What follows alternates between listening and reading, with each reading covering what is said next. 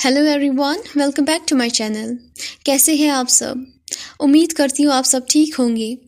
पिछले एपिसोड में हमने देखा जिंगलिंग वांग यीबो को कॉल करता है और फिर कहता है कि उसे डेवी पे शक है। उसने डेवी की कुछ ऐसी हरकतें देखी है जो ठीक नहीं लगी। वांग यीबो भी जिंगलिंग से कहता है कि उसे भी डेवी पे शक है। फिर स्टोरी में आगे क्या होता है, चलिए वो जानते हैं। लेकिन जानने से पहले please like, share and subscribe my channel. Thank you so much. वो रियली क्यूरियस है। वो जानना चाहता है अगर डेवी का इसमें हाथ है तो डेवी ऐसा क्यों कर रहा है। इतने सालों तक डेवी उसके साथ काम कर रहा था। वो ने कभी भी उसे या उसकी फैमिली को हर्ट नहीं किया था जिससे डेवी ये सब कुछ करे। अभी वो नहीं चाहता है कि वो डेवी का सामना करे। वो पहले सब कुछ जानना चाहता है, उसके बाद ही वो कुछ फैसला लेगा। वो अपने डिटेक्टिव को कॉल करता है और फिर उसे सब कुछ एक्सप्लेन कर देता है। उसके बाद वो अपना प्लान भी बताता है। डिटेक्टिव और यीबो के बीच काफ़ी घंटों तक बात होती है। यीबो डिसाइड करता है कि कल जो ट्रांसफ़र होने वाला था जियोजेन और बेबी का, वो उसे रोक देगा क्योंकि इस वक्त बेबी और जियोजेन की जान खतरे में है। यीबो को यकीन नहीं है कि पुलिस ऑफिसर्स उसकी फैमिली को प्रोटेक्ट करेगी या नहीं, इसीलिए वो हायर करना चाहती है बॉडीगार्ड्स को अगर उसे हॉस्पिटल इजाज़त दे तो।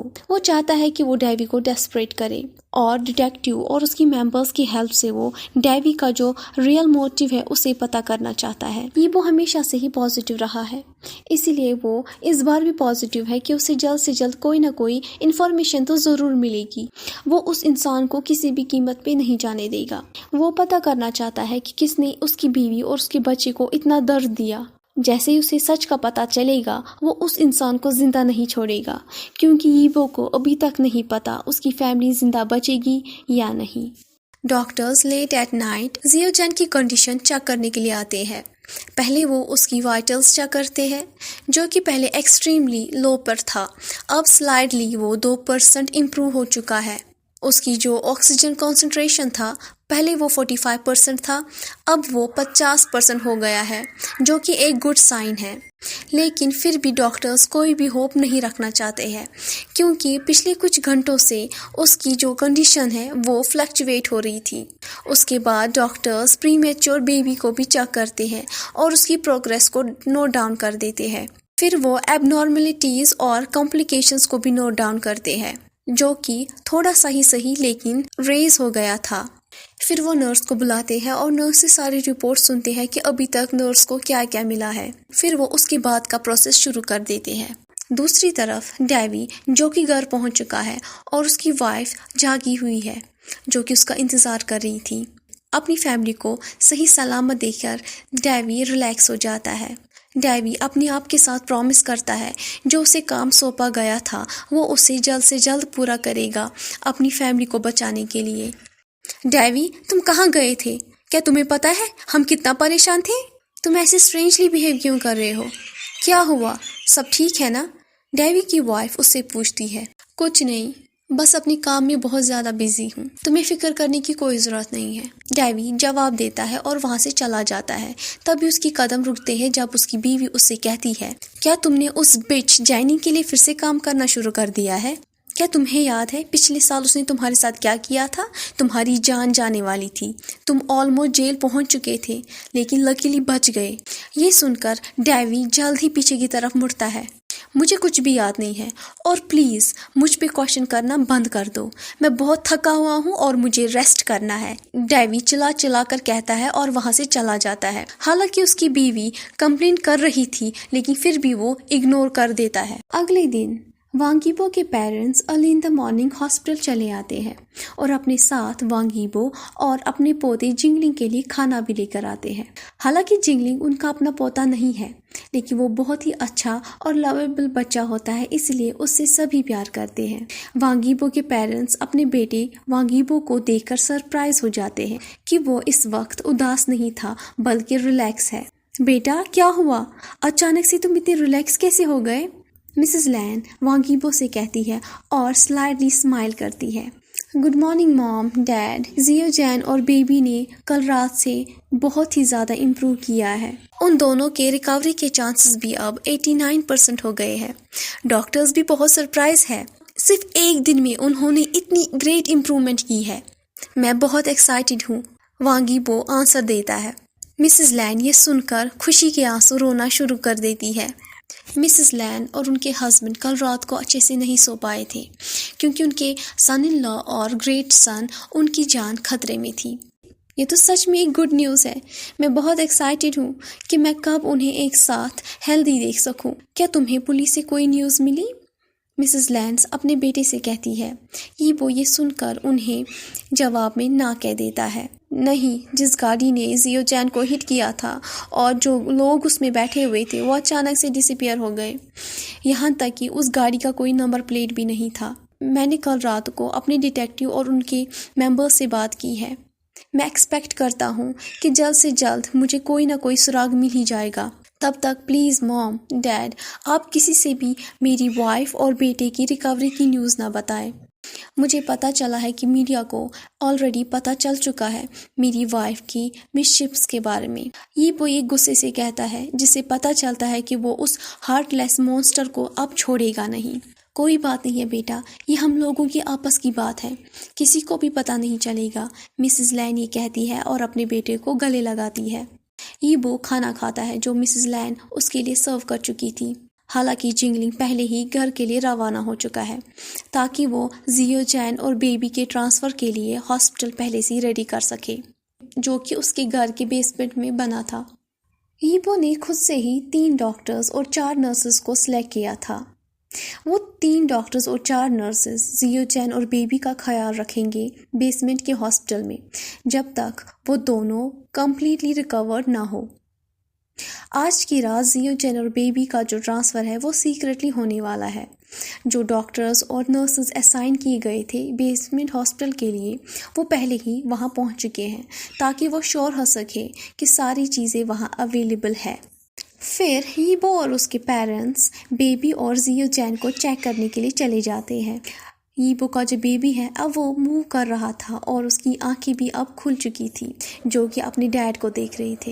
हीबो एक्सप्लेन नहीं कर पा रहा था कि वो कितना खुश है और वो उस मोमेंट को फील करना चाहता था क्योंकि वो मोमेंट उसके लिए काफ़ी स्पेशल है। मिसेस लैन अपने एक्साइटमेंट को हाइड नहीं कर पाती है। अगर हॉस्पिटल में नॉइस करना प्रोहिबिटेड नहीं होता तो वो चिल्ला चिल्ला कर लोगों को बहरा कर देती और अपनी खुशी को एक्सप्लेन करती कि वो आज कितनी खुश है।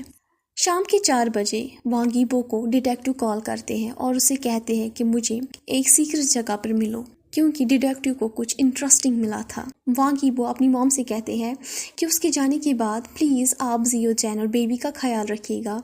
हालांकि वांगीबो ने 3 बॉडीगार्ड्स ऑलरेडी वहां पर प्लेस कर दिए थे जो कि हॉस्पिटल के प्रोटोकॉल के अगेंस्ट थे।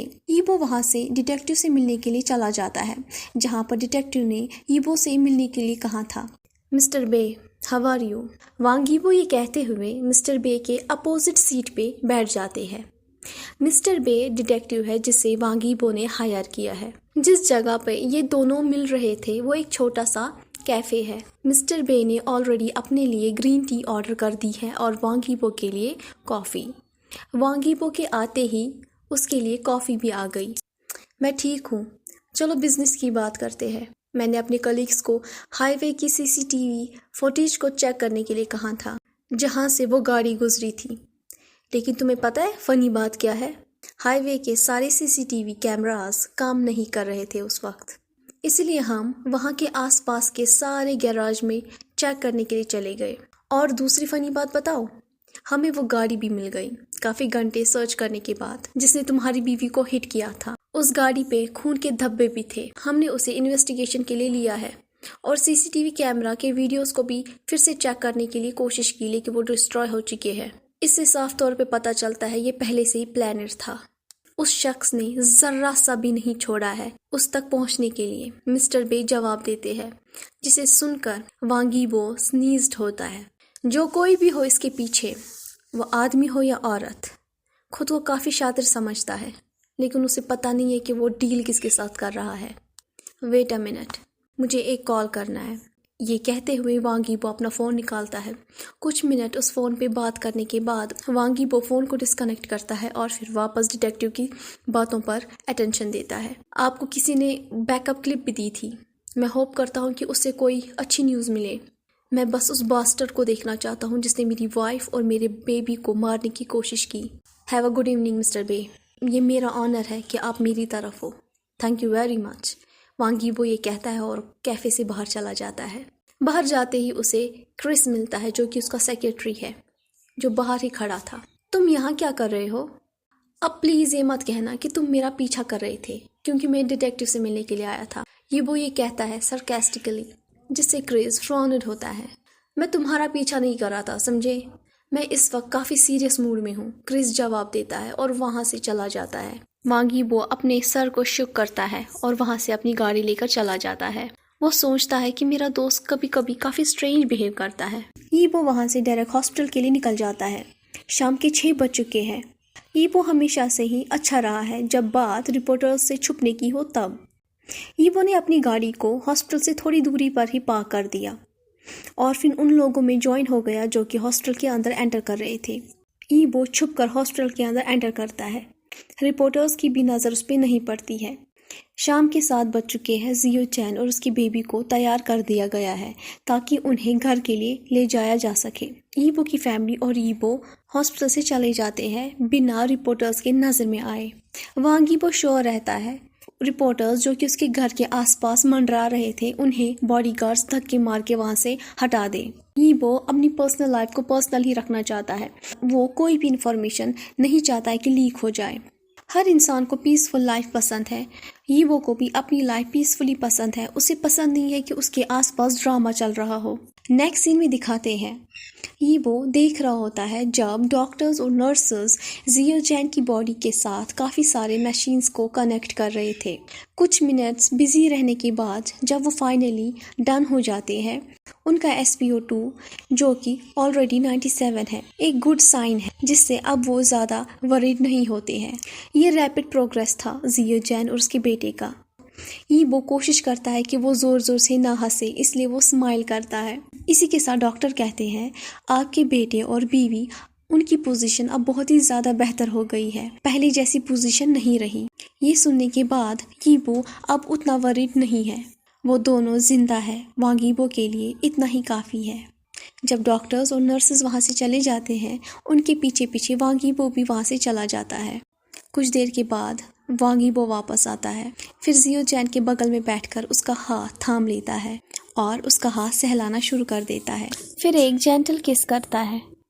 وہ کس کافی ڈیپ فیلنگ رکھتی ہے اس پرسن کے لیے جو اس وقت بیڈ پہ لیٹا ہوا تھا انکانشیس. میری پیاری خوبصورت سی بیوی دیکھو میں تمہارے پاس ہوں تمہارے بغل میں انتظار کر رہا ہوں کہ کب تم اپنی آنکھیں کھولو گے. میں کافی ورڈ تھا جب میں نے کل تمہیں دیکھا. مجھے لگ رہا تھا کہ اب میں پاگل ہو جاؤں گا لیکن آج میں بہت زیادہ خوش ہوں. ہمارا بیٹا بھی ٹھیک ہو رہا ہے اور تمہیں پتہ ہے آج اس نے اپنی آنکھیں کھولی. اس نے مجھے دیکھا. اس کی آنکھیں بالکل میری جیسی ہے. تم ہمیشہ کہتے تھے نا کہ تمہیں میری آنکھیں پسند ہیں تو لو ہماری بیٹی کی بھی آنکھیں ویسی ہی ہے. ہم دونوں کے پیار کا بانڈ ہماری آنکھیں اور کان ہماری بیٹی کو ملی ہے. تمہیں اٹھ کر دیکھنا چاہیے. جب تم اسے چھوؤ گے اسے محسوس کرو گے اس کی آواز سنو گے میں جانتا ہوں تم بہت خوش ہو جاؤ گے. میرے پیرنٹس اور جنگلنگ دونوں یہیں پر ہے. دادی ماں کو کچھ نہیں کہا. وہ ورڈ ہوتی نا لیکن میں شیور ہوں جب وہ ہمارے بیٹے کے بارے میں سنیں گی وہ بہت زیادہ ایکسائٹیڈ ہو جائیں گی. ڈاکٹر نے کہا ہے تم بہت ہی جلدی ٹھیک ہو جاؤ گے. میں شیور ہوں جب تم ٹھیک ہو جاؤ گے اور ہماری بیبی کو دیکھو گے وہ تمہارا ہاتھ تھامے گا اپنی ڈیئرسٹ موم کا ہاتھ تھامے گا. کیا تم نے دیکھا ہمارا بیبی میرے ورڈز کو سپورٹ کر رہا ہے. وہ اپنے ہاتھوں کو ہلا رہا ہے. میں اس دن کا انتظار کر رہا ہوں جب تم میرا نام پھر سے دہراؤ گے. کیا تمہیں پتہ ہے میں تم سے بہت زیادہ پیار کرتا ہوں اور کیا تمہیں پتہ ہے میں تمہیں اس وقت بہت زیادہ مس کر رہا ہوں.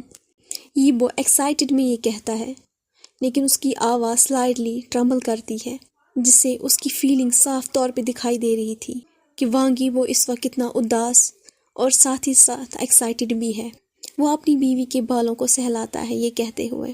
زیو چین کی آنکھیں دھیرے دھیرے موو کر رہی تھی حالانکہ وانگ ییبو کی نظر اس پہ نہیں پڑی. اگلے سین میں دکھاتے ہیں ڈیوی جو کہ جینی سے ملنے کے لیے چلا گیا. اسے یہ بالکل بھی پتہ نہیں تھا کہ سیکرٹلی اسے کوئی فالو کر رہا تھا جو کہ اس کی خود کی وائف ہے اور ایک وانگیبو کا آدمی. وانگیبو نے اپنے ایک آدمی کو ڈیوی پہ مانیٹر کرنے کے لیے رکھا تھا اس کی ہر ایک موومنٹ کی خبر کے لیے. ڈیوی کی وائف کافی کنفیوز تھی. وہ اپنے ہسبینڈ کے لیے کافی ورڈ بھی تھی کہ وہ پولیس اسٹیشن کیا کرنے جا رہا ہے. ڈیوی گاڑی سے اترا اور پولیس اسٹیشن کے اندر چلا گیا. اس کی وائف اس کے پیچھے پیچھے پولیس اسٹیشن کے اندر چلی جاتی ہے لیکن اسے باہر نکالا جاتا ہے. جینی جو تم نے مجھ سے کہا ہے کرنے کے لیے وہ میں نے کیا. میں ہوپ کرتا ہوں جو پرومس تم نے مجھ سے کیا ہے تم میری فیملی سے دور رہو گی تم وہ پورا کرو گی. اس دن کے بعد میں گلٹی فیل کرتا ہوں. میں ہوپ کرتا ہوں کہ میرے باس کو میرے بارے میں کچھ بھی پتہ نہ چلے. ڈیوی یہ جینی سے کہتا ہے اور پھر بیٹھ جاتا ہے. تم نے کافی اچھا کام کیا لیکن پھر بھی میں گڈ نیوز کے لیے انتظار کر رہی ہوں کہ کب وہ نیوز آئے گی کہ زیو چین کی ڈیتھ ہو گئی ہے. اگلی دفعہ یہاں تب آنا جب گڈ نیوز ملے. ہیو گڈ ایوننگ جینی جواب دیتی ہے اور پھر آئی برو چڑھا کر وہاں سے چلی جاتی ہے. ڈیوی کچھ دیر کے لیے وہیں پر چپ چاپ بیٹھا رہتا ہے اور پھر وہاں سے چلا جاتا ہے. ڈیوی کے جانے کے بعد وہاں پر ایک اور پریزنر ہوتا ہے جو کہ جینی کے ساتھ ہی وہاں پر بیٹھا ہوا تھا. ڈیوی کو پتا نہیں تھا کہ یہ پریزنر کوئی اور نہیں بلکہ ڈیٹیکٹیو کا ایک ممبر ہے. اگر آپ کو میری یہ سٹوری پسند آئی ہو تو please please please please please please like share subscribe my channel. Please subscribe my channel. Thank you.